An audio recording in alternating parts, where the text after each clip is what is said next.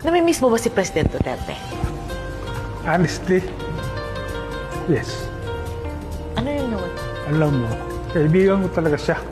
Sabi ko nga kay si Secretary Kitain, sabi na lang na pag wala na siya sa pwesto, andito lang ako. PRRD was always a father figure, not only to me but to all of us. My special story about this is that when I had a miscarriage, he was very considerate and he was very concerned, and he let me to take time to rest and recover from the incident. He also tried to comfort me with his words and positive perspective. So I really appreciate that. Dalawa palaging sinasabi niya. Tomorrow will take care of itself.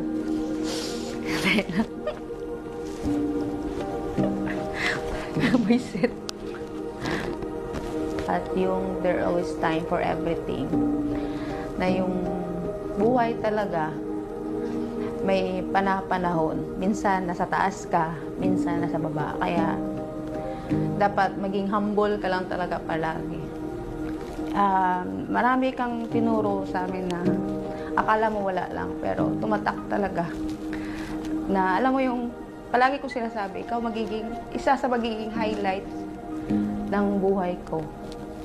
Thank you sa trust, sa pagbigay ng chance para mag-serve, hindi lang sa iyo, pero sa Pilipinas din. I'm really, really proud to have the honor to work with you as your aide.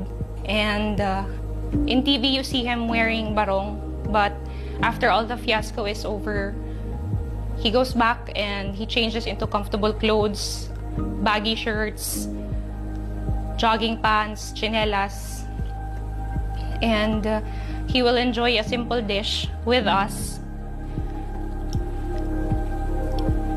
He is the kind of person na pag nakikita mong kumakain, sobrang ganado, kahit na yung ulam bulad. Parang pati ikaw gaganahan kasi papaisip ka, parang sarap ng bulad, kakain na lang din ako. So seeing him like that, na simple pleasures in life, he enjoys very much.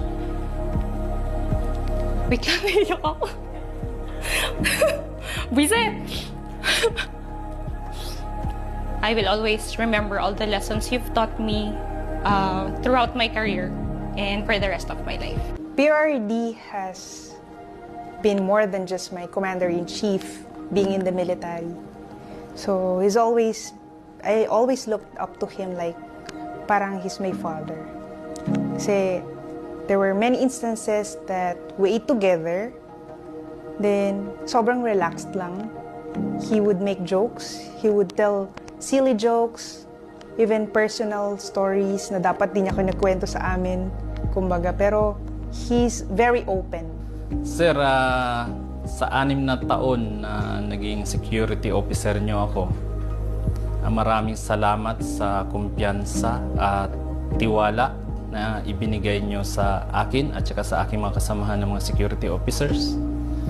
Ang hangad lang namin palagi sa inyo, sir, ay maprotektahan kayo, maging safety kayo. Tagal nating pinagsamahan, sir. More than 5 years tayong magkasama. Nakita ko yung saya mo, yung hirap mo, yung mga tagumpay mo, syempre. Sana ma-enjoy mo pa yung life mo na wala nang stress, wala nang lahat na ng gusto mong gawin, magagawa mo. Okay, nagatag ka sa amo, hope, wala ka kabalo, sir, pero idol yun ka, sir. Kasi idol kayo ka, sir, dili kayo tungod sa imong leadership o sa imong nabuhat sa amo, kundi tungod sa imong pagkamaayong tao. Naarami permis. Maraming salamat po, Tay. On behalf of the 225,000 men and officers of the PNP, we would like to render our snappiest salute to the Commander-in-Chief. Maraming salamat po, Tay. Pilipinas.